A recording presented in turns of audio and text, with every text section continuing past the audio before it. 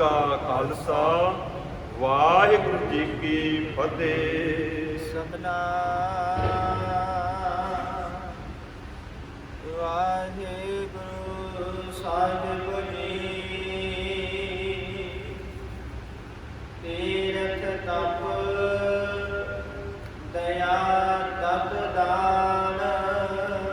ਧੰਨ ਗੁਰੂ ਨਾਨਕ ਸਾਹਿਬ ਮਹਾਰਾਜ ਸੱਚੇ ਪਾਤਸ਼ਾਹ ਜੀ ਇਹ ਸਮਝਾਉਂਦੇ ਪਏ ਨੇ ਸਿੱਖਾ, ਇਹ ਮਨੁੱਖ ਤੀਰਥ ਯਾਤਰਾ ਤੇ ਤਪਾ ਦੀ ਸਾਧਨਾ ਤੇ ਜੀਆਂ ਦੇ ਉੱਤੇ ਜਿਹੜੀ ਤੂੰ ਦਾਨ ਕਰਦਾ ਵੀ ਇਹਦੇ ਵੱਟੇ ਵੀ ਤੂੰ ਕਹਿੰਦਾ ਵੀ ਮੈਨੂੰ ਸੁੱਖ ਮਿਲੇ।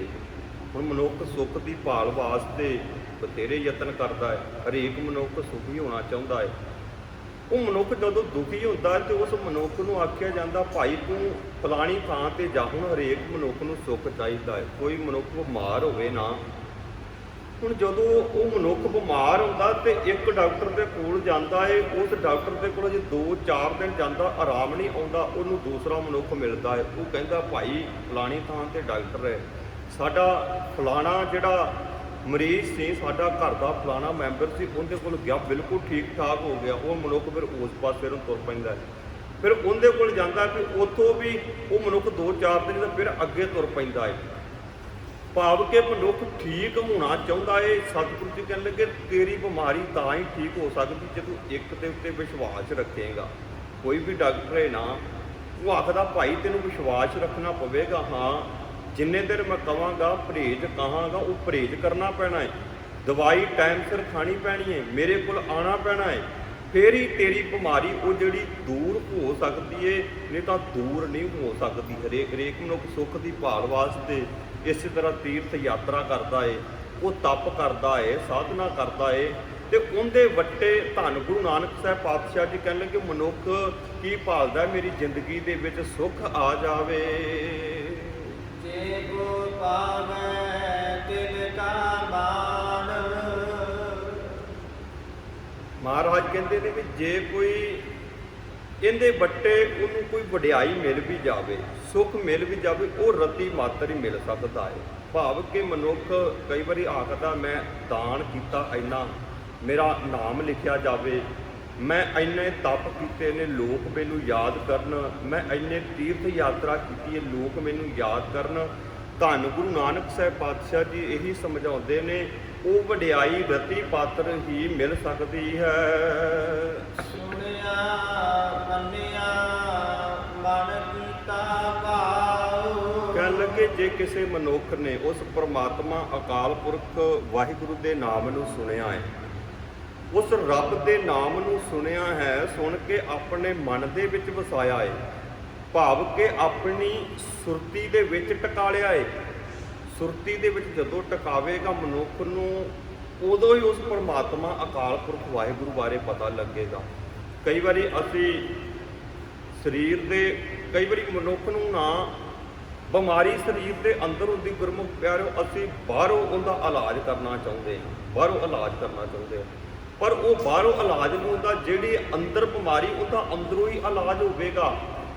ਤੇ ਸਤਿਗੁਰੂ ਜੀ ਆਖਦੇ ਨੇ ਹੇ ਮਨੁੱਖ ਤੂੰ ਆਪਣੀ ਸੁਰਤੀ ਦੇ ਵਿੱਚ ਜਿਹੜੀ ਮੈਲੀ ਹੋ ਚੁੱਕੀ ਨਾ, ਇਹ ਮੈਲ ਦੇ ਨਾਲ ਭਰ ਚੁੱਕੀ ਹੈ ਤੇ ਇਹ ਪਰਮਾਤਮਾ ਅਕਾਲ ਪੁਰਖ ਵਾਹਿਗੁਰੂ ਦੇ ਨਾਮ ਦੇ ਨਾਲ ਹੀ ਸਾਫ਼ ਹੋ ਸਕਦੀ ਹੈ।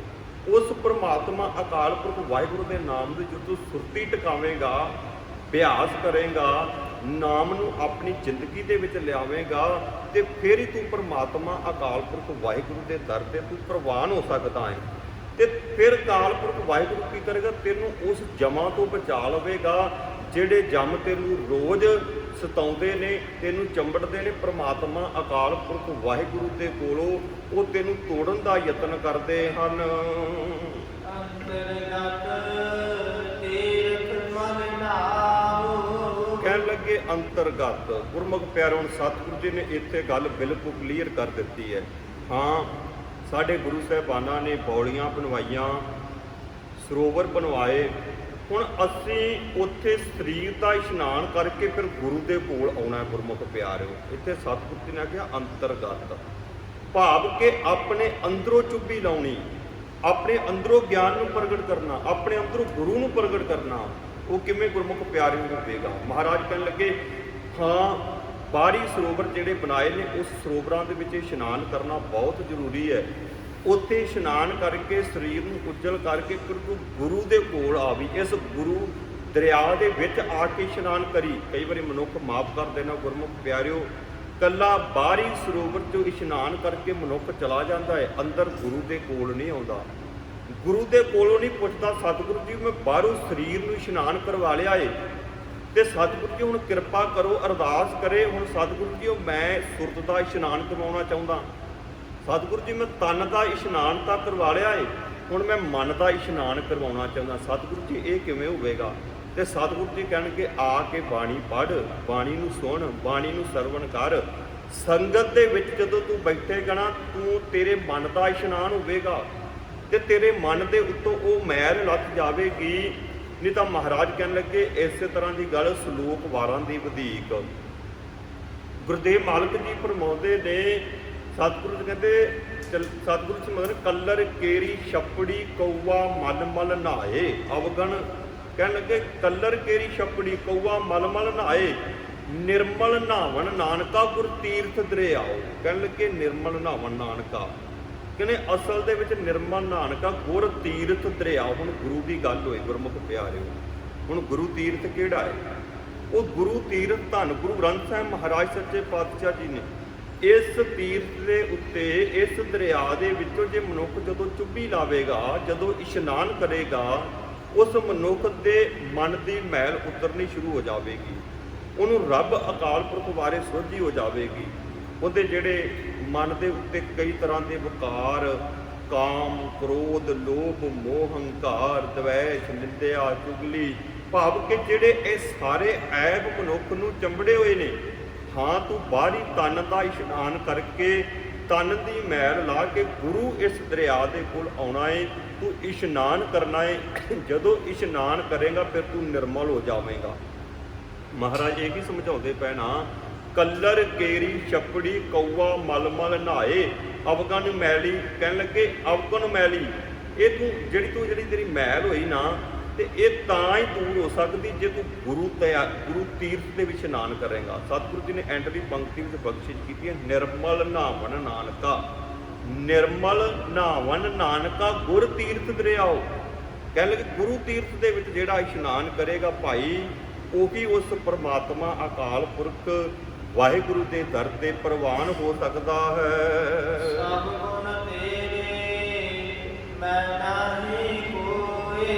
ਫਿਰ ਆ ਕੇ ਅਰਦਾਸ ਕਰੇਗਾ ਸਤਿਗੁਰੂ ਜੀ ਤੁਸੀਂ ਸਾਰੇ ਗੁਣਾਂ ਦੇ ਨਾਲ ਭਰਪੂਰ ਹੋ, ਤੁਸੀਂ ਸਰਬ ਕਲਾ ਸਮਰੱਥ ਹੋ, ਮੇਰੇ ਵਿੱਚ ਕੋਈ ਵੀ ਗੁਣ ਨਹੀਂ ਹੈ ਕਿ ਮੈਂ ਆਪ ਜੀ ਦੀ ਸਿਫਤ ਸਲਾਹ ਕਰ ਸਕਾਂ, ਆਪ ਜੀ ਦੀ ਮੈਂ ਬੰਦਗੀ ਕਰ ਸਕਾਂ, ਆਪ ਜੀ ਦੇ ਇਸ ਜ਼ਬਾਨ ਦੇ ਨਾਲ ਧੰਨਵਾਦ ਕਰ ਸਕਾਂ। ਸਤਿਗੁਰੂ ਜੀ ਤੁਸੀਂ ਪਾਇਆ, ਤੁਸੀਂ ਬਖਸ਼ਿਸ਼ ਕਰਦੇ ਜੇ। ਗੁਰਮੁਖ ਪਿਆਰਿਓ ਜੇ ਮੈਂ ਤੋਂ ਬੋਲਦਾ ਪਿਆ ਨਾ ਮੈਕ ਦੇ ਵਿੱਚ ਇਹ ਗੁਰੂ ਹੀ ਬੁਲਾ ਰਿਹਾ, ਮੇਰੀ ਕੋਈ ਪਾਇਆ ਨਹੀਂ। ਜੇ ਮੈਂ ਆਖਾਂ ਚ ਮੈਂ ਆ ਜਾਵੇ ਨਾ ਮੈਂ ਹੀ ਕਥਾ ਕਰ ਰਿਹਾ, ਮੈਂ ਹੀ ਬੋਲਦਾ ਪਿਆ, ਗੁਰਮੁਖ ਪਿਆਰਿਓ ਮੇਰੀ ਕੋਈ ਪਾਇਆ ਨਹੀਂ, ਮੇਰੀ ਕੋਈ ਤਾਕਤ ਨਹੀਂ। ਰੱਬ ਚਾਹੇ ਹੁਣੇ ਬੋਲਦਿਆਂ ਹੀ ਜ਼ਬਾਨ ਬੰਦ ਕਰ ਸਕਦਾ। ਹੁਣ ਰੱਬ ਹੀ ਵਰਤਦਾ ਪਿਆ ਨਾ, ਰੱਬ ਆਪ ਬੋਲਦਾ ਪਿਆ ਹੈ।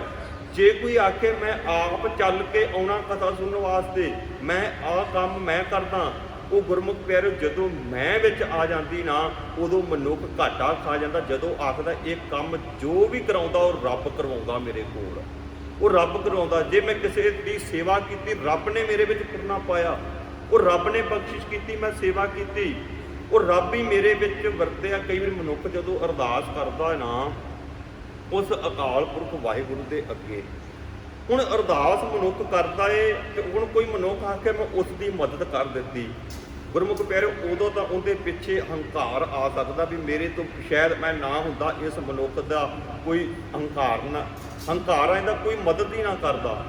ਇਹ ਅਰਦਾਸ ਕਰਨੀ ਰੱਬ ਅਕਾਲ ਪੁਰਖ ਵਾਹਿਗੁਰੂ ਜੀਓ ਮੇਰੀ ਕੋਈ ਪਾਇਆ ਨਹੀਂ, ਮੇਰੀ ਕੋਈ ਤਾਕਤ ਨਹੀਂ, ਤੁਸੀਂ ਦਾਤ ਦਿੱਤੀ, ਤੁਸੀਂ ਬਖਸ਼ਿਸ਼ ਕੀਤੀ, ਮੈਂ ਫਲਾਣੇ ਦੀ ਮਦਦ ਕਰ ਦਿੱਤੀ। ਇਹੀ ਸਤਿਗੁਰੂ ਜੀ ਸਮਝਾਉਂਦੇ ਪਏ ਨੇ ਸਭ ਗੁਣ ਤੇਰੇ ਮੈਂ ਨਾ ਹੀ ਕੋਈ, ਸਾਰੇ ਗੁਣ ਤੇਰੇ ਨੇ, ਤੇਰੀ ਵਡਿਆਈ ਹੈ, ਤੇਰੀ ਉਪਮਾ ਹੈ। ਅਸੀਂ ਪਾਵਨ ਬਾਣੀ ਦੇ ਬਚਨ ਪੜ੍ਹਦੇ ਹਾਂ हजूर मालिक जी बख्शिश करते ने, तुम दाते ठाकुर प्रतपालक नायक खसम हमारे, जेबा एक कमन गुण कहिए बेशुमार बेअंत समामी। हे मालिक अकाल पुरख वाहिगुरु जीओ, जे असी इस ਜ਼ਬਾਨ ਦੇ ਨਾਲ ਆਪ ਜੀ ਦੇ ਗੁਣ ਨੂੰ ਬਿਆਨ ਕਰਨਾ ਚਾਹੀਏ ਨਹੀਂ ਬਿਆਨ ਕਰ ਸਕਦੇ। ਸਤਿਗੁਰੂ ਜੀ ਤੁਸੀਂ ਬੇਸ਼ੁਮਾਰ ਹੋ, ਬੇਅੰਤ ਹੋ, ਅਗੋਚਰ ਹੋ, ਅਸੀਂ ਬਿਆਨ ਨਹੀਂ ਕਰ ਸਕਦੇ। ਇਹ ਕੀ ਅਰਦਾਸ ਗੁਰੂ ਦੇ ਚਰਨਾਂ ਵਿੱਚ ਕਰੀਏ। ਸਤਿਗੁਰੂ ਜੀ ਅਸੀਂ ਤਾਂ ਅਪਰਾਧਾਂ ਦੇ ਨਾਲ ਭਰੇ ਹੋਏ ਹਾਂ। ਸਤਿਗੁਰੂ ਜੀ ਸਾਡੇ ਵਿੱਚ ਕੋਈ ਵੀ ਗੁਣ ਨਹੀਂ, ਸਾਡੇ ਕੋਲ ਕੋਈ ਤਾਕਤ ਨਹੀਂ, ਕੋਈ ਪਾਇਆ ਨਹੀਂ, ਕੋਈ ਬਲ ਨਹੀਂ ਕਿ ਅਸੀਂ ਤੁਹਾਡਾ ਸਿਮਰਨ ਕਰ ਸਕੀਏ। ਬਸ ਜੇ ਤੁਹਾਡੀ ਬਖਸ਼ਿਸ਼ ਹੋਵੇ ਤੇ ਸਤਿਗੁਰੂ ਜੀ ਅਸੀਂ ਇਸ ਭਵ ਸਾਗਰ ਤੋਂ ਪਾਰ ਹੋ ਸਕਦੇ ਹਾਂ। ਸਤਿਗੁਰੂ ਦੇ ਚਰਨਾਂ ਵਿੱਚ ਆ ਕੇ ਇਹੀ ਅਰਦਾਸ ਕਰੀਏ ਸਤਿਗੁਰੂ ਜੀਓ, ਕੋਟ ਅਪਰਾਧ ਹਮਾਰੇ ਖੰਡੋ, ਅਣਕ ਵਿਧੀ ਸਮਝਾਵੋ। ਸਤਿਗੁਰੂ ਜੀ ਅਸੀਂ ਤਾਂ ਕਰੋੜਾਂ, ਜਦੋਂ ਸਾਡੀ ਇਹ ਅਰਦਾਸ ਬਣ ਜਾਵੇਗੀ ਨਾ ਗੁਰੂ ਦੇ ਕੋਲ ਆ ਕੇ, ਸਤਿਗੁਰੂ ਜੀਓ ਅਸੀਂ ਕਰੋੜਾਂ ਪਾਪਾਂ ਦੇ ਨਾਲ ਭਰੇ ਹੋਏ ਹਾਂ, ਅਸੀਂ ਕਰੋੜਾਂ ਪਾਪਾਂ ਦੇ ਨਾਲ ਭਰੇ ਹੋਏ ਹਾਂ। ਸਤਿਗੁਰੂ ਜੀ ਤੁਸੀਂ ਬਖਸ਼ਿਸ਼ ਕਰੋ, ਸਾਨੂੰ ਇਸ ਤੋਂ ਬਚਾ ਲਵੋ। ਤੇ ਫਿਰ ਸਤਿਗੁਰੂ ਜੀ ਸਾਨੂੰ ਬਚਾਉਂਦੇ ਨੇ। ਕਰੋੜ ਅਪਰਾਧ ਹਮਾਰੇ ਖੰਡੋ, ਅਣਕ ਵਿਧੀ ਸਮਝਾਓ। ਹਮ ਅਗਿਆਨ ਅਲਪਮਤ ਖੋਰੀ, ਤੁਮ ਆਪਨ ਬਿਰਦ ਰਖਾਵੋ। ਤੁਮਰੀ ਸ਼ਰਨ ਤੁਮਾਰੀ ਆਸਾ, ਤੁਮ ਹੀ ਸੱਜਣ ਸੁਹੇਲੇ। ਰਾਖੋ ਰਾਖਣ ਹਾਰ ਦਿਆਲਾ, ਨਾਨਕ ਘਰ ਕੇ ਬੋਲੇ। ਜਦੋਂ ਮਨੁੱਖ ਇਹ ਆ ਕੇ ਅਰਦਾਸ ਕਰਦਾ, ਸਤਿਗੁਰੂ ਜੀਓ ਅਸੀਂ ਤਾਂ ਤੇਰੇ ਦਰ ਦੇ ਖੋਲੇ ਹਾਂ, ਸਾਡੀ ਕੋਈ ਪਾਇਆ ਨਹੀਂ, ਕੋਈ ਤਾਕਤ ਨਹੀਂ ਅਸੀਂ ਤੇਰਾ ਸਿਮਰਨ ਕਰ ਸਕੀਏ। ਹਾਂ ਜੇ ਤੂੰ ਬਖਸ਼ਿਸ਼ ਕਰੇ, ਜੇ ਤੂੰ ਮਿਹਰ ਕਰੇ ਤੇ ਅਸੀਂ ਸਤਿਗੁਰੂ ਜੀਓ ਤੇਰਾ ਨਾਮ ਜਪ ਸਕਦੇ ਹਾਂ, ਤੇਰੀ ਬੰਦਗੀ ਕਰ ਸਕਦੇ ਹਾਂ। ਸਤਿਗੁਰੂ ਜੀ ਉਵੇਂ ਸਾਡੇ ਕੋਲ ਕੋਈ ਵੀ ਤਾਕਤ, ਕੋਈ ਵੀ ਪਾਇਆ ਨਹੀਂ ਹੈ। ਗੁਰਮੁਖ ਪਿਆਰਿਓ, ਅਸੀਂ ਸਤਿਕਾਰਯੋਗ ਬਾਬਾ ਬੁੱਢਾ ਸਾਹਿਬ ਜੀ ਦਾ ਇਤਿਹਾਸ ਪੜ੍ਹਦੇ ਹਾਂ। ਆਪ ਜੀ ਨੇ ਕਈ ਵਾਰੀ ਸਰਵਣ ਕੀਤਾ ਸਤਿਕਾਰਯੋਗ ਬਾਬਾ ਬੁੱਢਾ ਜੀ ਦਾ ਇਤਿਹਾਸ। ਇਤਿਹਾਸ ਇਸ ਚੀਜ਼ ਦੀ ਗਵਾਹੀ ਭਰਦਾ ਏ, ਗੁਰੂ ਨਾਨਕ ਦੇ ਘਰ ਦੇ ਵਿੱਚ ਸਤਿਕਾਰਯੋਗ ਬਾਬਾ ਬੁੱਢਾ ਜੀ ਨੇ 113 ਸਾਲ ਸੇਵਾ ਕੀਤੀ ਜੀ। 113 ਸਾਲ, 12 ਸਾਲ ਦੀ ਉਮਰ ਦੇ ਵਿੱਚ ਗੁਰੂ ਨਾਨਕ ਸਾਹਿਬ ਮਹਾਰਾਜ ਸੱਚੇ ਪਾਤਸ਼ਾਹ ਜੀ ਨੂੰ ਬਾਬਾ ਬੁੱਢਾ ਜੀ ਮਿਲਦੇ ਨੇ, ਧੰਨ ਗੁਰੂ ਨਾਨਕ ਸਾਹਿਬ ਪਾਤਸ਼ਾਹ ਦਾ ਸਤਿਕਾਰ ਕਰਦੇ ਨੇ। ਆਪ ਜੀ ਨੇ ਇਤਿਹਾਸ ਬੜੀ ਵਾਰੀ ਸਰਵਣ ਕੀਤਾ ਏ। ਜਦੋਂ ਖੀਰਲੇ ਸਵਾਸਾਂ ਤੇ ਬਾਬਾ ਬੁੱਢਾ ਜੀ ਹੁੰਦੇ ਨਾ, ਸਤਿਗੁਰੂ ਜੀ ਅਰਦਾਸ ਕਰਦੇ ਨੇ ਧੰਨ ਗੁਰੂ ਹਰਗੋਬਿੰਦ ਪਾਤਸ਼ਾਹ ਦੇ ਚਰਨਾਂ ਵਿੱਚ, ਸਤਿਗੁਰੂ ਜੀ ਉਹ ਕਿਰਪਾ ਕਰੋ, ਹੁਣ ਇਹ ਤੁਹਾਡਾ ਬੁੱਢਾ ਉਸ ਪਰਮਾਤਮਾ ਅਕਾਲ ਪੁਰਖ ਵਾਹਿਗੁਰੂ ਦੇ ਵਿੱਚ ਭੇਦ ਹੋਣ ਵਾਸਤੇ ਜਾ ਰਿਹਾ ਏ। ਇਸ ਪੰਜ ਭੌਤਿਕ ਸਰੀਰ ਨੂੰ ਇਹ ਬੁੱਢਾ ਤਿਆਗ ਰਿਹਾ ਏ।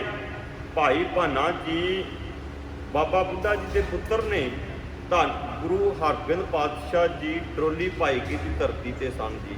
ਜਦੋਂ ਸਤਿਗੁਰੂ ਜੀ ਨੇ, ਸਿੱਖ ਨੇ ਅਰਦਾਸ ਕੀਤੀ ਤੇ ਸਿੱਖ ਨੇ ਜਦੋਂ ਅਰਦਾਸ ਕੀਤੀ, ਧੰਨ ਗੁਰੂ ਹਰਗੋਬਿੰਦ ਪਾਤਸ਼ਾਹ ਜੀ ਬਾਬਾ ਬੁੱਢਾ ਸਾਹਿਬ ਜੀ ਦੀ ਅਰਦਾਸ ਨੂੰ ਪ੍ਰਵਾਨ ਕਰਕੇ ਹੋਰ ਪਾਸੇ ਜਾਣਾ ਸੀ। ਗਏ ਬਾਬਾ ਬੁੱਢਾ ਜੀ ਦੇ ਕੋਲ। ਬਾਬਾ ਬੁੱਢਾ ਜੀ ਇੱਕ ਬੈੱਡ ਦੇ ਉੱਤੇ ਪਏ ਹੋਏ ਨੇ। ਜਦੋਂ ਬੈੱਡ ਦੇ ਉੱਤੇ ਪਏ ਬਾਬਾ ਬੁੱਢਾ ਜੀ ਨੂੰ ਜਾ ਕੇ ਜਦੋਂ ਦਰਵਾਜ਼ਾ ਖੜਕਾਇਆ, ਭਾਈ ਭਾਨਾ ਜੀ ਬਾਹਰ ਆਏ, ਆਖਿਆ ਗੁਰੂ ਸਾਹਿਬ ਧੰਨ ਗੁਰੂ ਹਰਗੋਬਿੰਦ ਪਾਤਸ਼ਾਹ ਜੀ ਖੜੇ ਨੇ। ਅੰਦਰ ਲਗਾਏ ਤੇ ਜਾ ਕੇ ਬਾਬਾ ਬੁੱਢਾ ਜੀ ਦੇ ਦਰਸ਼ਨ ਕੀਤੇ ਗੁਰੂ ਹਰਗੋਬਿੰਦ ਪਾਤਸ਼ਾਹ ਨੇ। ਸਤਿਗੁਰੂ ਜੀ ਨੇ ਚੱਕ ਕੇ ਆਪਣੀ ਛਾਤੀ ਦੇ ਨਾਲ ਬਾਬਾ ਬੁੱਢਾ ਜੀ ਨੂੰ ਲਾਇਆ ਤੇ ਬਾਬਾ ਬੁੱਢਾ ਜੀ ਨੂੰ ਗੁਰੂ ਹਰਗੋਬਿੰਦ ਪਾਤਸ਼ਾਹ ਜੀ ਕਹਿਣ ਲੱਗੇ, ਬਾਬਾ ਜੀ ਉਹ ਤੁਸੀਂ ਗੁਰੂ ਨਾਨਕ ਦੇ ਘਰ ਦੇ ਵਿੱਚ ਬੜੀ ਸੇਵਾ ਕੀਤੀ ਹੈ, ਬੜੇ ਪਿਆਰ ਦੇ ਨਾਲ, ਬੜੇ ਸਤਿਕਾਰ ਦੇ ਨਾਲ ਬਾਬਾ ਜੀ ਉਹ ਸੇਵਾ ਕੀਤੀ ਹੈ। ਕੀ ਚਾਹੁੰਦੇ ਹੋ ਬਾਬਾ ਬੁੱਢਾ ਜੀ ਉਹ ਤੁਹਾਡੇ ਹੁਣ ਜ਼ਿੰਦਗੀ ਹੋਰ ਬਖਸ਼ਦੀ ਹੈ? ਕਹਿਣ ਲੱਗੇ ਨਹੀਂ, ਸਾਨੂੰ ਹੋਰ ਜ਼ਿੰਦਗੀ ਦੀ ਜ਼ਰੂਰਤ ਨਹੀਂ ਹੈ। ਕਹਿਣ ਲੱਗੇ ਬਾਬਾ ਬੁੱਢਾ ਜੀ ਉਹ ਕੀ ਚਾਹੁੰਦੇ ਹੋ? ਕਹਿਣ ਲੱਗੇ ਬਾਬਾ ਬੁੱਢਾ ਜੀ ਕਹਿਣ ਲੱਗੇ ਅਸੀਂ ਜਪਜੀ ਸਾਹਿਬ ਦਾ ਪਾਠ ਕਰਨਾ ਚਾਹੁੰਦੇ ਹਾਂ। ਸਤਿਗੁਰੂ ਜੀ ਜਪਜੀ ਸਾਹਿਬ ਦਾ ਪਾਠ, ਗੁਰਮੁਖ ਕਹਿ ਰਹੇ ਜਪਜੀ ਸਾਹਿਬ ਦੀ ਬੜੀ ਮਹਾਤਮ ਹੈ। ਬਾਬਾ ਬੁੱਢਾ ਜੀ ਕਹਿਣ ਲੱਗੇ ਸਤਿਗੁਰੂ ਜੀ ਉਹ ਅਸੀਂ ਜਪਜੀ ਸਾਹਿਬ ਦਾ ਪਾਠ ਕਰਨਾ ਚਾਹੁੰਦੇ ਹਾਂ। ਧੰਨ ਗੁਰੂ ਹਰਗੋਬਿੰਦ ਪਾਤਸ਼ਾਹ ਜੀ ਨੇ ਛਾਤੀ ਦੇ ਨਾਲ ਬਾਬਾ ਬੁੱਢਾ ਜੀ ਨੂੰ ਲਾਇਆ। ਕਹਿਣ ਲੱਗੇ ਬਾਬਾ ਜੀ ਉਹ ਇਤਿਹਾਸ 'ਚ ਪਹਿਲੀ ਵਾਰੀ ਹੋਵੇਗਾ ਉਹ ਸਿੱਖਾਂ ਨੇ ਪਾਠ ਕੀਤਾ ਤੇ ਗੁਰੂ ਪਾਠ ਸਰਵਣ ਕਰਦਾ ਰਿਹਾ, ਗੁਰੂ ਸਾਹਿਬ ਜੀ ਪਾਠ ਸੁਣਦੇ ਰਹੇ। ਕਹਿਣ ਲੱਗੇ ਬਾਬਾ ਬੁੱਢਾ ਜੀ ਅੱਜ ਤੁਸੀਂ ਪਾਠ ਕਰੋਗੇ ਨਹੀਂ, ਅੱਜ ਪਾਠ ਤੁਸੀਂ ਸਰਵਣ ਕਰੋਗੇ। ਬਾਬਾ ਬੁੱਢਾ ਜੀ ਅੱਜ ਤੁਸੀਂ ਪਾਠ ਸੁਣੋਗੇ। ਧੰਨ ਗੁਰੂ ਹਰਗੋਬਿੰਦ ਪਾਤਸ਼ਾਹ ਜੀ ਨੇ ਪਾਵਨ ਬਾਣੀ ਜਪਜੀ ਸਾਹਿਬ ਦਾ ਪਾਠ ਕੀਤਾ। ਅੱਜ ਗੁਰੂ ਪਾਠ ਕਰਦਾ ਪਿਆ ਏ, ਅੱਜ ਸਿੱਖ ਪਾਠ ਸਰਵਣ ਕਰਦਾ ਪਿਆ ਏ। ਬਾਬਾ ਬੁੱਢਾ ਜੀ ਨੇ ਪਾਠ ਸਰਵਣ ਕੀਤਾ। ਜਦੋਂ ਪਵਨ ਗੁਰੂ ਪਾਣੀ ਪਿਤਾ ਮਾਤਾ ਧਰਤ ਤੇ ਪਹੁੰਚੇ, ਸਮਾਪਤੀ ਹੋਈ ਸ਼ਲੋਕ ਦੀ, ਉਹ ਬਾਬਾ ਬੁੱਢਾ ਜੀ ਕਹਿਣ ਲੱਗੇ, ਸਤਿਗੁਰੂ ਜੀਓ ਤੁਹਾਡੇ ਘਰ ਦੇ ਵਿੱਚ ਸੇਵਾ ਕੀਤੀ ਹੈ, ਕਿਤੇ ਨਾ ਕਿਤੇ ਗਲਤੀ ਹੋ ਗਈ ਹੋਵੇਗੀ, ਸਤਿਗੁਰੂ ਜੀਓ ਮੈਨੂੰ ਮਾਫ ਕਰ ਦਿਓ। ਵੇਖੋ ਗੁਰਮੁਖ ਪਿਆਰਿਓ, ਬੜਾ ਉੱਚਾ ਸੁੱਚਾ ਜੀਵਨ ਸੀ ਬਾਬਾ ਬੁੱਢਾ ਜੀ ਦਾ। 113 ਸਾਲ ਸੇਵਾ ਕਰਕੇ ਵੀ, ਹਾਲਾਂਕਿ ਬਾਬਾ ਬੁੱਢਾ ਜੀ ਦੇ ਜੀਵਨ ਦੇ ਵਿੱਚੋਂ ਕੋਈ ਵੀ ਸਾਨੂੰ ਕਮੀ ਨਹੀਂ ਮਿਲਦੀ। ਬਾਬਾ ਬੁੱਢਾ ਜੀ ਦੇ ਜੀਵਨ ਵਿੱਚ ਕੋਈ ਵੀ ਕਮੀ ਨਹੀਂ, ਕੋਈ ਵੀ ਅਵਗੁਣ ਨਹੀਂ ਮਿਲਦਾ। ਫਿਰ ਵੀ ਬਾਬਾ ਬੁੱਢਾ ਸਾਹਿਬ ਜੀ ਗੁਰੂ ਹਰਗੋਬਿੰਦ ਪਾਤਸ਼ਾਹ ਜੀ ਦੇ ਛਾਤੀ ਦੇ ਨਾਲ ਸਤਿਗੁਰੂ ਜੀ ਨੇ ਸਿਰ ਲਾਇਆ ਬਾਬਾ ਬੁੱਢਾ ਜੀ ਦਾ। ਸਤਿਗੁਰੂ ਜੀ ਦੀ ਗੋਦ ਦੇ ਵਿੱਚ ਬੈਠੇ ਨੇ ਤੇ ਅਖੀਰਲੇ ਸਵਾਸਾਂ ਤੇ ਬਾਬਾ ਬੁੱਢਾ ਜੀ ਵੇਖੋ ਕੀ ਕਹਿੰਦੇ ਪਏ ਨੇ, ਸਤਿਗੁਰੂ ਜੀਓ ਤੁਹਾਡੇ ਘਰ ਦੇ ਵਿੱਚ ਸੇਵਾ ਕਰਦਿਆਂ ਹੋਏ ਕਈ ਪ੍ਰਕਾਰ ਦੀਆਂ ਗਲਤੀਆਂ ਹੋ ਗਈਆਂ ਹੋਣਗੀਆਂ, ਸਤਿਗੁਰੂ ਜੀ ਤੁਸੀਂ ਬਖਸ਼ ਲਵੋ, ਤੁਸੀਂ ਬਖਸ਼ਣਹਾਰ ਹੋ। ਸਤਿਗੁਰੂ ਜੀਓ ਤੁਸੀਂ ਬਖਸ਼ ਲਵੋ, ਤੁਸੀਂ ਬਖਸ਼ਣਹਾਰ ਹੋ। ਵੇਖੋ ਬਾਬਾ ਬੁੱਢਾ ਜੀ ਦਾ ਗੁਰਮੁਖ ਪਿਆਰੋ ਕਿੱਡਾ ਉੱਚਾ ਤੇ ਸੁੱਚਾ ਜੀਵਨ ਸੀ। ਗੁਰੂ ਨਾਨਕ ਦੇ ਘਰ ਦੇ ਵਿੱਚ ਸੇਵਾ ਕੀਤੀ। ਅਖੀਰਲੇ ਸਮੇਂ ਵੀ ਆਖਦੇ, ਸਤਿਗੁਰੂ ਜੀ ਜੇ ਕੋਈ ਗਲਤੀ ਹੋ ਗਈ ਤੁਸੀਂ ਬਖਸ਼ ਲਵੋ। ਗੁਰਮੁਖ ਪਿਆਰੋ ਜਦੋਂ ਇਹੋ ਜਿਹੀ ਅਸੀਂ ਅਰਦਾਸ ਕਰਾਂਗੇ ਨਾ, ਬਾਬਾ ਬੁੱਢਾ ਜੀ ਦੇ ਜੀਵਨ ਤੋਂ ਸਾਨੂੰ ਇਹ ਹੀ ਸਿੱਖਿਆ ਮਿਲਦੀ ਹੈ। ਅਸੀਂ ਬਸ ਜੋ ਵੀ ਕੰਮ ਹੋਵੇ ਨਾ, ਜੋ ਵੀ ਕਿਸੇ ਦੀ ਸੇਵਾ ਕਰੀਏ, ਕੰਮ ਕਰੀਏ, ਸਿਮਰਨ ਕਰੀਏ, ਗੁਰਦੁਆਰੇ ਅਸੀਂ ਆਈਏ, ਇਹ ਨਹੀਂ ਆਖਣਾ ਕਿ ਅਸੀਂ ਆਉਂਦੇ ਹਾਂ, ਇਹ ਆਖਣਾ ਵੀ ਸਤਿਗੁਰੂ ਜੀ ਸਾਨੂੰ ਲੈ ਕੇ ਆਉਂਦੇ ਨੇ, ਮਹਾਰਾਜ ਆਪ ਲੈ ਕੇ ਆਉਂਦੇ ਨੇ, ਸਤਿਗੁਰੂ ਜੀ ਆਪ ਸੇਵਾ ਇਹ ਲੈਂਦੇ ਨੇ। ਗੁਰਮੁਖ ਪਿਆਰੋ ਫਿਰ ਜਦੋਂ ਮਨੁੱਖ ਇਹ ਆਖੇਗਾ ਨਾ, ਫਿਰ ਰੱਬ ਉਹਦੇ ਤੇ ਬੜਾ ਖੁਸ਼ ਹੋਵੇਗਾ, ਰੱਬ ਬੜਾ ਖੁਸ਼ ਹੋਵੇਗਾ। ਸਤਿਗੁਰੂ ਜੀ ਇਹ ਹੀ ਸਮਝਾਉਂਦੇ ਪਏ ਨੇ, ਉਸ ਪਰਮਾਤਮਾ ਅਕਾਲ ਪੁਰਖ ਵਾਹਿਗੁਰੂ ਦੀ ਅਸੀਂ ਵਡਿਆਈ ਕੀ ਕਰ ਸਕਦੇ ਹਾਂ, ਜਿਹੜਾ ਅਗੰਮ ਹੈ, ਜਿਹੜਾ ਅਗੋਚਰ ਹੈ, ਜਿਹੜਾ ਸਾਰਿਆਂ ਨੂੰ ਪਾਲ ਰਿਹਾ ਹੈ, ਉਹ ਸਾਰਿਆਂ ਨੂੰ ਵਡਿਆਈ ਦੇ ਰਿਹਾ ਹੈ, ਉਹ ਸਾਰਿਆਂ ਦੀ ਦੇਖ ਰੇਖ ਕਰਦਾ ਪਿਆ ਏ। ਸਤਿਗੁਰ ਦੇ ਚਰਨਾਂ ਵਿੱਚ ਬਸ ਇਹੀ ਅਰਦਾਸ ਕਰੀਏ, ਸਤਿਗੁਰੂ ਜੀਓ ਮੇਰੀ ਕੋਈ ਵੀ ਪਾਇਆ, ਕੋਈ ਵੀ ਤਾਕਤ ਨਹੀਂ ਹੈ, ਅਸੀਂ ਤੁਹਾਡੀ ਪ੍ਰੇਮਾ ਭਗਤੀ, ਤੁਹਾਡੀ ਸੇਵਾ, ਤੁਹਾਡੀ ਵਡਿਆਈ ਕਰ ਸਕੀਏ। ਬਿਨ ਗੁਣ ਕੀਤੇ ਭਗਤ ਨਾ ਹੋਏ। ਕਹਿਣ ਲੱਗੇ, ਪਰਮਾਤਮਾ ਅਕਾਲ ਪੁਰਖ ਵਾਹਿਗੁਰੂ ਤੇਰੀ ਭਗਤੀ ਤੋਂ ਬਿਨਾਂ, ਤੇਰੇ ਗੁਣਾਂ ਤੋਂ ਬਿਨਾਂ ਮੇਰੀ ਕੀ ਕੋਈ ਤਾਕਤ ਹੈ।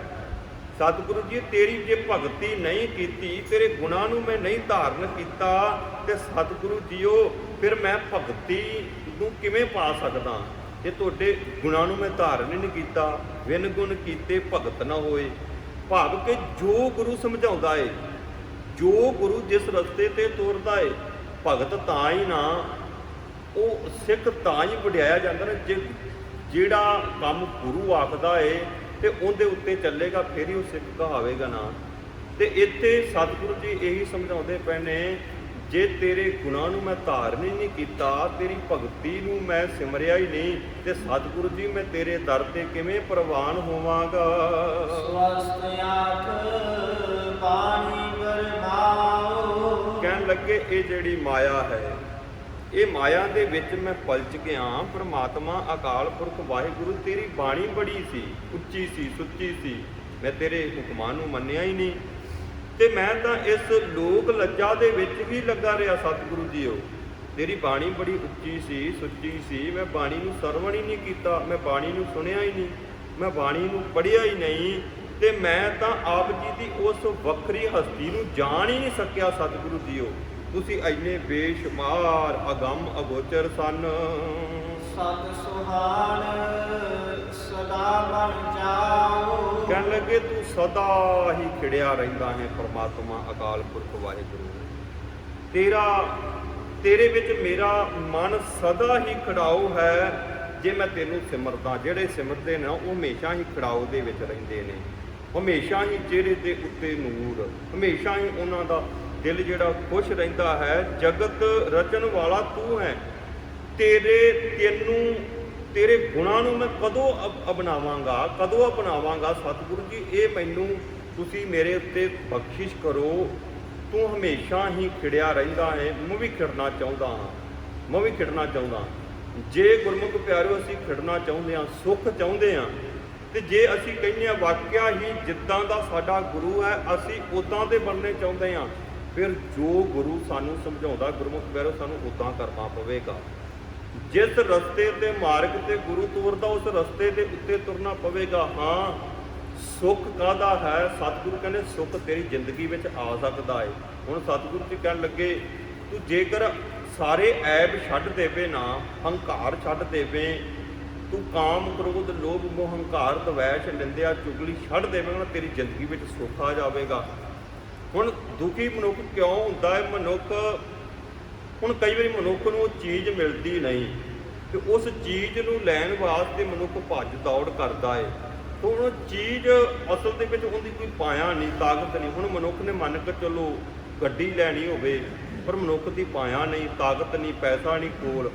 ਹੁਣ ਵੇਖੇ ਕਿ ਗੁਆਂਢੀਆਂ ਨੇ ਗੱਡੀ ਉਹ ਲੈ ਆਂਦੀ ਤੇ ਮੈਂ ਵੀ ਗੱਡੀ ਲੈ ਕੇ ਆਉਣੀ ਹੈ, ਪਰ ਉਹਦੇ ਕੋਲ ਪਾਇਆ ਨਹੀਂ, ਤਾਕਤ ਨਹੀਂ। ਗੁਆਂਢੀਆਂ ਦੀ ਗੱਡੀ ਵੇਖ ਕੇ ਸੜੀ ਆ ਤਾਂ ਦੁਖੀ ਹੋ ਜਾ ਰਿਹਾ।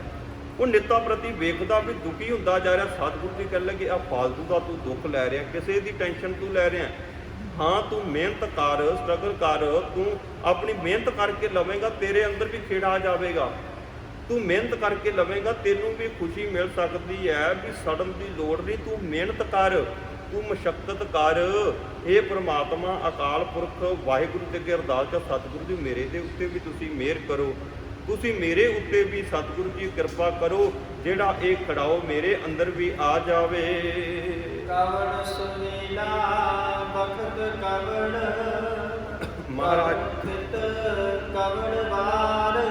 ਕਹਿਣ ਲੱਗੇ ਉਹ ਕਿਹੜਾ ਵੇਲਾ, ਕਿਹੜਾ ਵਕਤ ਸੀ, ਕਿਹੜੀ ਥਿਤ ਸੀ, ਕਿਹੜਾ ਦਿਨ ਸੀ। ਭਾਵ ਕਿ ਜਿਸ ਦਿਨ ਉਸ ਪਰਮਾਤਮਾ ਅਕਾਲ ਪੁਰਖ ਵਾਹਿਗੁਰੂ ਨੇ ਸ੍ਰਿਸ਼ਟੀ ਸਾਜੀ, ਇਹ ਦੁਨੀਆ ਬਣਾਈ, ਇਹ ਸਭ ਕੁਝ ਉਸ ਪਰਮਾਤਮਾ ਅਕਾਲ ਪੁਰਖ ਵਾਹਿਗੁਰੂ ਨੇ ਪਸਾਰਾ ਉਸਾਰਿਆ। ਉਹ ਕਿਹੜਾ ਵਕਤ ਸੀ, ਕਿਹੜੀ ਘੜੀ ਸੀ, ਕਿਹੜਾ ਸਮਾਂ ਸੀ, ਕਿਹੜੀ ਥਿਤ ਸੀ, ਕਿਹੜਾ ਦਿਨ ਸੀ। ਕਵਣ ਸਿਰਤੀ ਮਾਹੋ ਕਵਣ ਜਿਤ ਹੋਆ ਆਕਾਰ। ਕਹਿਣ ਲੱਗੇ ਉਹ ਕਿਹੜੀਆਂ ਰੁੱਤਾਂ ਸਨ, ਉਹ ਕਿਹੜਾ ਮਹੀਨਾ ਸੀ ਜਦੋਂ ਇਹ ਸੰਸਾਰ ਪਰਮਾਤਮਾ ਅਕਾਲ ਪੁਰਖ ਵਾਹਿਗੁਰੂ ਨੇ ਬਣਾਇਆ ਸੀ। ਉਹ ਕਿਹੜਾ ਮਹੀਨਾ ਸੀ, ਕਿਹੜੀਆਂ ਰੁੱਤਾਂ ਸੀ, ਕਿਹੋ ਜਿਹਾ ਸਮਾਂ ਸੀ। ਇਹ ਧੰਨ ਗੁਰੂ ਨਾਨਕ ਸਾਹਿਬ ਮਹਾਰਾਜ ਪਾਤਸ਼ਾਹ ਜੀ ਦੱਸ ਰਹੇ ਹਨ। ਏਨ ਨ ਪਾਈਆ ਪੰਡਤੀ ਜੇ ਹੋਵੇ ਲੇਖ ਪੁਰਾਣ। ਕਹਿਣ ਲੱਗੇ ਹੇ ਪੰਡਤ ਲੋਕ, ਤੁਸੀਂ ਲੋਕਾਂ ਨੂੰ ਵਹਿਮਾਂ ਭਰਮਾਂ ਪਖੰਡਾਂ ਦੇ ਵਿੱਚ ਪਾਉਂਦੇ ਆ, ਤੁਸੀਂ ਦੱਸ ਸਕਦੇ ਹੋ? ਗੁਰੂ ਨਾਨਕ ਸਾਹਿਬ ਪਾਤਸ਼ਾਹ ਜੀ ਕਹਿਣ ਲੱਗੇ ਤੁਸੀਂ ਦੱਸ ਸਕਦੇ ਹੋ ਇਹ ਸੰਸਾਰ ਕਦੋਂ ਬਣਿਆ, ਇਹ ਸ੍ਰਿਸ਼ਟੀ ਕਦੋਂ ਬਣੀ? ਉਸ ਸਮੇਂ ਪੰਡਤਾਂ ਨੂੰ ਵੀ ਪਤਾ ਨਹੀਂ, ਗਿਆਨ ਨਹੀਂ, ਸੋਝੀ ਨਹੀਂ, ਗਿਆਨ ਤੇ ਸੋਝੀ ਨਹੀਂ ਹੈ। ਇਸ ਮਨਡੂਨ ਬਾਰੇ ਕੋਈ ਵੀ ਨਹੀਂ ਦੱਸ ਸਕਦਾ ਇਹ ਧਰਤੀ ਕਦੋਂ ਬਣੀ, ਸੰਸਾਰ ਕਦੋਂ ਬਣਿਆ, ਕਿਉਂਕਿ ਪ੍ਰਮਾਤਮਾ ਅਕਾਲ ਪੁਰਖ ਵਾਹਿਗੁਰੂ ਆਪ ਹੀ ਜਾਣਦਾ ਹੈ। ਵਕਤ ਨ ਪਾਇਓ ਕਾਦੀਆ ਜੇ ਲਿਖਣ ਲੇਖ ਕੁਰਾਨ।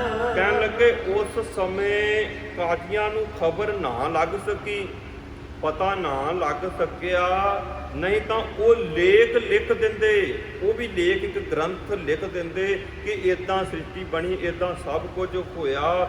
ਉਹਨਾਂ ਨੇ ਕੁਰਾਨ ਦੇ ਵਿੱਚ ਕੁਝ ਐਤਾਂ ਵੀ ਲਿਖ ਦੇਣੀਆਂ ਸੀ ਇਕੱਠੀਆਂ ਕਰਕੇ। ਸਿਤਵਾਰ ਨਾ ਜੋਗੀ ਜਾਣੈ ਰੁੱਤ ਮਾਹੋ ਨਾ ਕੋਈ। ਕਹਿਣ ਲੱਗੇ ਜਦੋਂ ਜਗਤ ਬਣਿਆ, ਜਦੋਂ ਉਸ ਪਰਮਾਤਮਾ ਅਕਾਲ ਪੁਰਖ ਵਾਹਿਗੁਰੂ ਨੇ ਇਹ ਸ੍ਰਿਸ਼ਟੀ ਸਾਜੀ, ਉਹ ਕਿਹੜੀ ਥਿਤ ਸੀ, ਕਿਹੜੀ ਰੁੱਤ ਸੀ, ਇਸ ਬਾਰੇ ਜੋਗੀ ਨੂੰ ਵੀ ਨੌਲੇਜ ਨਹੀਂ ਹੈ। ਕੋਈ ਵੀ ਜੋਗੀ ਇਸ ਬਾਰੇ ਨਹੀਂ ਦੱਸ ਸਕਦਾ ਹੈ, ਕੋਈ ਮਨੁੱਖ ਦੱਸ ਨਹੀਂ ਸਕਦਾ ਕਿ ਪਰਮਾਤਮਾ ਅਕਾਲ ਪੁਰਖ ਵਾਹਿਗੁਰੂ ਨੇ ਇਹ ਖੇਡ ਕੀ ਰਚਾਈ ਹੈ। ਜਾ ਕਰਤਾ ਸਿਰਠ ਕੋ ਸਾਜੇ ਆਪੇ ਜਾਣੈ ਸੋਈ। ਕਹਿਣ ਲੱਗੇ ਉਹ ਪਰਮਾਤਮਾ ਅਕਾਲ ਪੁਰਖ ਵਾਹਿਗੁਰੂ ਆਪ ਹੀ ਜਾਣਦਾ ਹੈ, ਸਿਰਜਣਹਾਰ ਆਪ ਹੀ ਜਾਣਦਾ ਹੈ, ਰੱਬ ਅਗੋਚਰ ਆਪ ਹੀ ਜਾਣਦਾ ਹੈ। ਉਸ ਰੱਬ ਅਕਾਲ ਪੁਰਖ ਵਾਹਿਗੁਰੂ ਨੇ ਇਹ ਸ੍ਰਿਸ਼ਟੀ ਕਿਵੇਂ ਪੈਦਾ ਕੀਤੀ, ਕਿਵੇਂ ਸਾਜੀ, ਕਿਵੇਂ ਪੰਛੀ ਬਣਾਈ, ਕਿਵੇਂ ਜੀਵ, ਕਿਵੇਂ ਮਨੁੱਖ, ਕਿਵੇਂ ਸਭ ਕੁਝ ਬਣਿਆ, ਉਹ ਪਰਮਾਤਮਾ ਅਕਾਲ ਪੁਰਖ ਵਾਹਿਗੁਰੂ ਆਪ ਹੀ ਜਾਣਦਾ ਹੈ। ਕਰ ਆਖਾ ਦਿਵਸਾ ਲਾਹੇ ਕਿਉ ਵਰਣ ਕਿਸ ਤਰ੍ਹਾਂ ਅਕਾਲ ਪੁਰਖ ਵਾਹਿਗੁਰੂ ਦੀ ਵਡਿਆਈ ਕਰਾਂ। ਉਸ ਰੱਬ ਦੀ ਵਡਿਆਈ ਮੈਂ ਕਿਵੇਂ ਕਰਾਂ, ਕਿਸ ਤਰ੍ਹਾਂ ਅਕਾਲ ਪੁਰਖ ਵਾਹਿਗੁਰੂ ਦੀ ਸਿਫਤ ਸਲਾਹ ਕਰਨੀ ਕਰਾਂ। ਨਾਨਕ ਆਖਣ ਸਭ ਕੋ ਆਖੈ, ਇੱਕ ਦੋ ਇੱਕ ਸਿਆਣਾ। ਕਹਿਣ ਲੱਗੇ ਹੇ ਨਾਨਕ, ਇੱਕ ਦੂਜੇ ਨੂੰ ਆਖਦੇ ਨੇ, ਆਪਣੇ ਨਾਲੋਂ ਉਹ ਮਨੁੱਖ ਸਿਆਣਾ, ਉਹ ਸਿਆਣਾ ਹੈ। ਕਹਿਣ ਲੱਗੇ ਕੋਈ ਵੀ ਸਿਆਣਾ ਨਹੀਂ, ਸਭ ਤੋਂ ਜੇ ਸਿਆਣਾ ਹੈ ਸ੍ਰੇਸ਼ਟ ਉਹ ਅਕਾਲ ਪੁਰਖ ਵਾਹਿਗੁਰੂ ਆਪ ਹੈ, ਜਿਹੜਾ ਸਾਰਿਆਂ ਦੇ ਵਿੱਚ ਵਸਿਆ ਹੈ, ਜਿਹੜਾ ਸਾਨੂੰ ਸਿੱਧੇ ਰੂਪ ਦੇ ਵਿੱਚ ਪਰਮਾਤਮਾ ਅਕਾਲ ਪੁਰਖ ਦਿਸਦਾ ਨਹੀਂ ਹੈ, ਪਰ ਉਹ ਪਰਮਾਤਮਾ ਅਕਾਲ ਪੁਰਖ ਵਾਹਿਗੁਰੂ ਸਾਰਿਆਂ ਦੇ ਵਿੱਚ ਵਸਿਆ ਹੋਇਆ ਹੈ। ਉਹ ਸਾਰਿਆਂ ਦੇ ਵਿੱਚ ਪਰਮਾਤਮਾ ਅਕਾਲ ਪੁਰਖ ਵਾਹਿਗੁਰੂ ਰਮਿਆ ਹੋਇਆ ਗੁਰਮੁਖ ਪਿਆਰੇ। ਉਸ ਪਰਮਾਤਮਾ ਅਕਾਲ ਪੁਰਖ ਵਾਹਿਗੁਰੂ ਨੂੰ ਸਾਡੇ ਕੋਲ ਵੇਖਣ ਦਾ ਨਜ਼ਰੀਆ ਨਹੀਂ ਹੈ। ਉਹ ਨਜ਼ਰੀਆ, ਉਹ ਸੋਝੀ, ਉਹ ਸਮਝ ਕੌਣ ਸਿਖਾ ਸਕਦਾ? ਉਹ ਸਾਡਾ ਗੁਰੂ ਧੰਨ ਗੁਰੂ ਗ੍ਰੰਥ ਸਾਹਿਬ ਪਾਤਸ਼ਾਹ ਜੀ ਦੀ ਬਾਣੀ ਹੀ ਸਿਖਾ ਸਕਦੀ ਹੈ। ਕਿਉਂਕਿ ਵੱਡੇ ਵੱਡੇ ਵਿਗਿਆਨੀਆਂ ਨੇ, ਵੱਡੇ ਵੱਡੇ ਜਿਹੜੇ ਖੋਜ ਕਰਨ ਵਾਲਿਆਂ ਨੇ, ਦੂਜੇ ਸਾਰੇ ਧਰਮ ਗ੍ਰੰਥ ਜਿੰਨੇ ਵੀ ਸਨ, ਉਹਨਾਂ ਵਿੱਚ ਕਿਤੇ ਨਾ ਕਿਤੇ ਮਾਫ ਕਰਨਾ ਕਮੀਆਂ ਪਾਈਆਂ ਗਈਆਂ, ਪਰ ਧੰਨ ਗੁਰੂ ਗ੍ਰੰਥ ਸਾਹਿਬ ਪਾਤਸ਼ਾਹ ਦੇ ਵਿੱਚ ਕਿਸੇ ਵੀ ਪ੍ਰਕਾਰ ਦੀ ਕਮੀ ਵਿਗਿਆਨੀਆਂ ਨੂੰ ਨਹੀਂ ਦਿਸਦੀ। ਅੱਜ ਵੀ ਵਿਗਿਆਨੀ ਗੁਰੂ ਗ੍ਰੰਥ ਸਾਹਿਬ ਪਾਤਸ਼ਾਹ ਤੋਂ ਸਮਝ ਲੈ ਕੇ, ਨੌਲੇਜ ਲੈ ਕੇ, ਉਹ ਜਿਹੜੀ ਆਪਣੀ ਸਰਚ ਕਰਦੇ ਪਏ ਨੇ, ਜੋ ਗੁਰੂ ਨਾਨਕ ਸਾਹਿਬ ਪਾਤਸ਼ਾਹ ਜੀ ਨੇ ਧੰਨ ਗੁਰੂ ਗ੍ਰੰਥ ਸਾਹਿਬ ਪਾਤਸ਼ਾਹ ਦੇ ਵਿੱਚ ਲਿਖਿਆ, ਸੱਚ ਲਿਖਿਆ, ਸਚਾਈ ਲਿਖੀ ਹੈ ਸਤਿਗੁਰੂ ਜੀ ਦੀ ਪਾਵਨ ਬਾਣੀ ਦੀ ਵਿੱਚ। ਆਓ ਗੁਰਮੁਖ ਪਿਆਰਿਓ, ਅਖੀਰਲੀਆਂ ਪੰਕਤੀਆਂ ਪੜ੍ਹ ਕੇ ਆਪਾਂ ਨੇ ਸਮਾਧੀ ਕਰਨੀ ਹੈ। ਵੱਡਾ ਸਾਹਿਬ ਵੱਡੇ ਨਾਈ, ਕੀਤਾ ਜਾ ਕਾ ਹੋਵੈ। ਕਹਿਣ ਲੱਗੇ ਉਹ ਪਰਮਾਤਮਾ ਅਕਾਲ ਪੁਰਖ ਵਾਹਿਗੁਰੂ ਵੱਡਾ ਸਾਹਿਬ, ਉਹਦੀ ਵੱਡੀ ਵਡਿਆਈ ਹੈ। ਨਾਨਕ ਜੀ ਕੋ ਆਪੋ ਜਾਣੈ, ਅਗੈ ਗਿਆ ਨਾ ਸੁਹੈ। ਕਹਿਣ ਲੱਗੇ ਪਰਮਾਤਮਾ ਅਕਾਲ ਪੁਰਖ ਵਾਹਿਗੁਰੂ ਬਾਰੇ ਅੱਗੇ ਜਾ ਕੇ ਕੋਈ ਵੀ ਨਹੀਂ ਸਮਝ ਸਕਦਾ। ਉਸ ਪਰਮਾਤਮਾ ਅਕਾਲ ਪੁਰਖ ਵਾਹਿਗੁਰੂ ਜਿਹੜਾ ਬੇਸ਼ੁਮਾਰ ਹੈ, ਉਸ ਨੂੰ ਸਾਨੂੰ ਸਮਝਣ ਦੀ ਲੋੜ ਹੈ। ਉਸ ਪਰਮਾਤਮਾ ਅਕਾਲ ਪੁਰਖ ਵਾਹਿਗੁਰੂ ਨੇ ਇਹ ਕਾਇਆ, ਇਹ ਸੰਸਾਰ, ਇਹ ਸ੍ਰਿਸ਼ਟੀ ਜੋ ਪੈਦਾ ਕੀਤੀ ਹੈ, ਉਹ ਪਰਮਾਤਮਾ ਅਕਾਲ ਪੁਰਖ ਵਾਹਿਗੁਰੂ ਆਪ ਹੀ ਜਾਣਦਾ ਹੈ। ਅਸੀਂ ਬਸ ਉਸ ਦੇ ਸਾਰੇ ਬੱਚੇ ਹਾਂ। ਅਸੀਂ ਉਸ ਪਰਮਾਤਮਾ ਅਕਾਲ ਪੁਰਖ ਵਾਹਿਗੁਰੂ ਦਾ ਸਿਮਰਨ ਕਰਕੇ, ਜਾਪ ਕਰਕੇ, ਉਸ ਰੱਬ ਅਕਾਲ ਪੁਰਖ ਵਾਹਿਗੁਰੂ ਦੇ ਵਿੱਚ ਭੇਦ ਹੋਣਾ ਹੈ। ਗੁਰਮੁਖ ਪਿਆਰਿਓ, ਅਸੀਂ ਬਾਣੀ ਨੂੰ ਪੜ੍ਹੀਏ, ਬਾਣੀ ਨੂੰ ਸੁਣੀਏ, ਬਾਣੀ ਨੂੰ ਸਰਵਣ ਕਰੀਏ। ਜੋ ਧੰਨ ਗੁਰੂ ਗ੍ਰੰਥ ਸਾਹਿਬ ਪਾਤਸ਼ਾਹ ਜੀ ਦਾ ਫਲਸਫਾ ਹੈ, ਸਿਧਾਂਤ ਹੈ, ਆਪ ਆਪਣੀ ਸੁਰਤ ਦੇ ਵਿੱਚ ਟਿਕਾਈਏ ਤੇ ਹੋਰਾਂ ਦੀ ਸੁਰਤ